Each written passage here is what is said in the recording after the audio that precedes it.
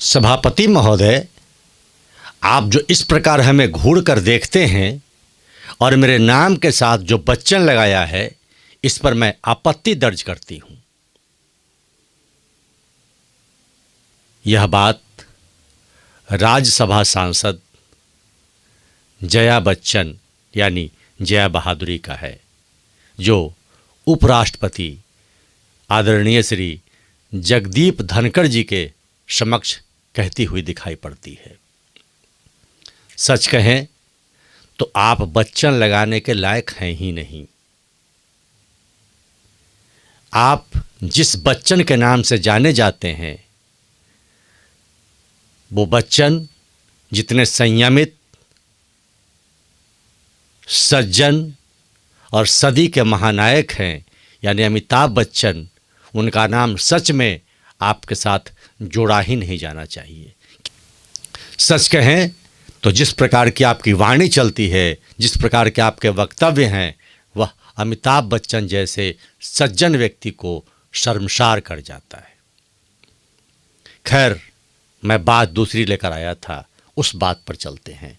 नमस्कार, मैं शैलेश कुमार। शैलेश की बात में आपका हार्दिक स्वागत है और मैं बात करने आया हूँ प्रयाग महाकुंभ 2025 का। लेकिन अब आप कहेंगे कि जया बच्चन का नाम क्यों आ गया, तो सच बात यह है कि जया बच्चन ने एक बहुत ही आपत्तिजनक बयान संसद भवन में दिया है। बात यह है कि पत्रकारों ने जब जया बहादुरी से, मैं जया बहादुरी ही कहना ज़्यादा उचित समझता हूँ क्योंकि वो जया बच्चन कहलाने के लायक हैं ही नहीं, और उन्होंने भी संसद भवन में कह ही दिया है कि मुझे बच्चन क्यों कहा जाता है, तो ठीक है, आप जया बहादुरी ही रहें। तो जया बहादुरी से एक प्रश्न पूछा गया महाकुंभ के बारे में,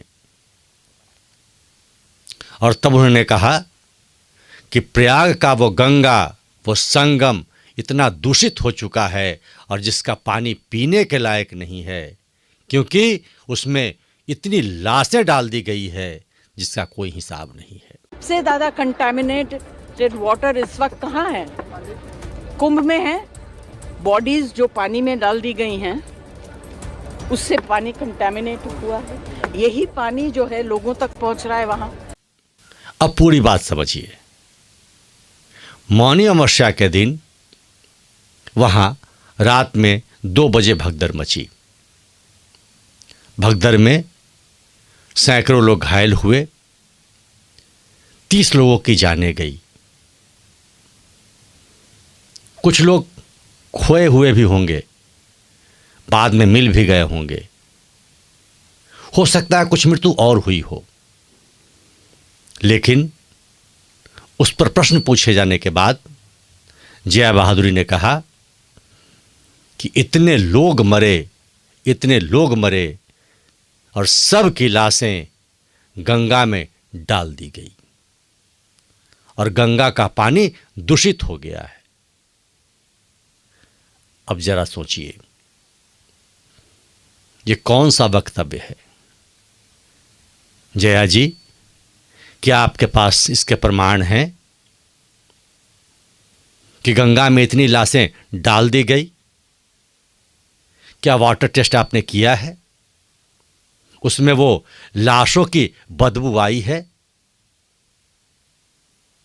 अगर प्रमाण है तो उसे रखा जाए, और अगर प्रमाण नहीं है तो ऐसे वक्तव्य अपराध की श्रेणी में आते हैं, क्योंकि आप एक भ्रम फैलाने का प्रयास कर रहे हैं। तनिक विचार कीजिए, करोड़ों लोग अभी भी डुबकियां लगा रहे हैं, और जब आप कहते हैं कि लाशों को उसमें डाल दिया गया है, तो इसका मतलब कि लोग लाशों के बीच डुबकियां लगा रहे हैं या लाशों वाली पानी से डुबकियां लगा रहे हैं। क्या कहने का तात्पर्य है आपका? घोर निंदनीय है, सनातन विरोधी है, सनातन को अपमानित करने वाला है, और साधु संतों ने इस पर संज्ञान भी लिया है। आपकी भर्त्सना भी हो रही है। लेकिन आप तो वो महिला हैं जो स्वच्छंद हैं, अपने राज्यसभा सांसद के एक सीट को बचाने के लिए कुछ भी कह जाती हैं। और फिर मैं कहूं, आपकी पहचान सिर्फ इसलिए है कि आप सदी के महानायक अमिताभ बच्चन की पत्नी हैं। सुनने में तो यह भी आता है कि अमिताभ बच्चन स्वयं भी आपसे परेशान रहते हैं, परंतु ये आपके घरेलू मैटर है, उसमें किसी को कुछ कहने की आवश्यकता नहीं है।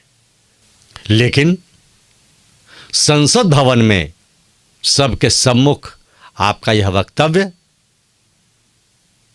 प्रमाण देना ही पड़ेगा। बिना प्रमाण दिए इस तरह के वाक्य, इस तरह के भ्रामक प्रचार करने की इजाज़त सनातन कतई नहीं देता। अभी ऐसी टेक्नोलॉजी है जो कण कण का तस्वीर खींच लेती है। अभी ऐसी टेक्नोलॉजी है जिसके माप यंत्र से नापा जा सकता है कि इस पानी में क्या क्या मिला है। तो कौन सा प्रमाण आपने जुटा लिया? और किस एजेंसी ने यह बात कही है कि वहां सैकड़ों लाशें तैर रही है? किसी ने तो कहा होगा। राजनीति के स्तर गिरने की भी एक सीमा होती है।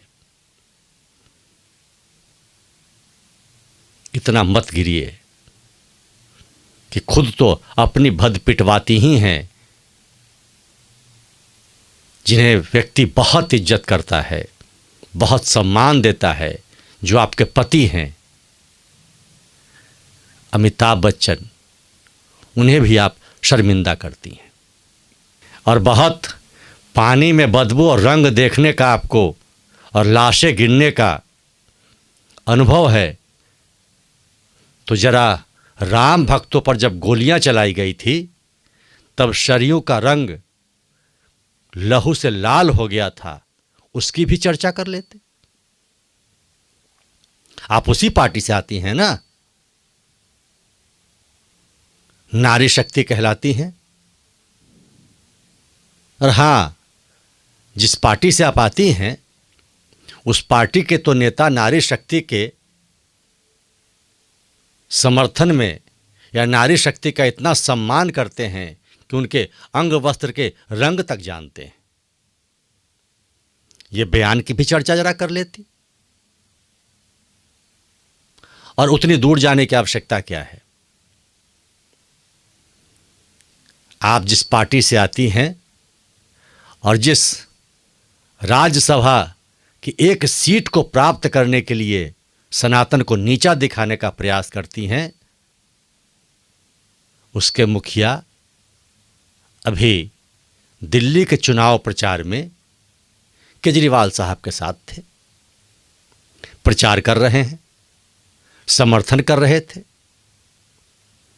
तो जरा यमुना के पानी का भी चर्चा कर ही लेती। पीने के लायक है या न पीने के लायक है? किस प्रकार से पूर्वांचल का सबसे बड़ा महापर्व छठ उसमें मनाया जाता है? किस गंदगी में, किस बदबू में? हद हो गई।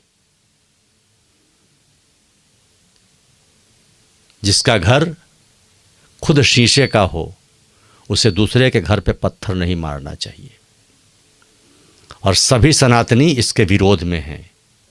साधु संत ने कड़ी आपत्ति जताई है आपके इस वक्तव्य पर। हो सकता है अमिताभ ने भी दबे जबान से ही डांट जरूर लगाई होगी। विषैली बातें कहकर सनातन को अपमानित करने का प्रयास मत कीजिए।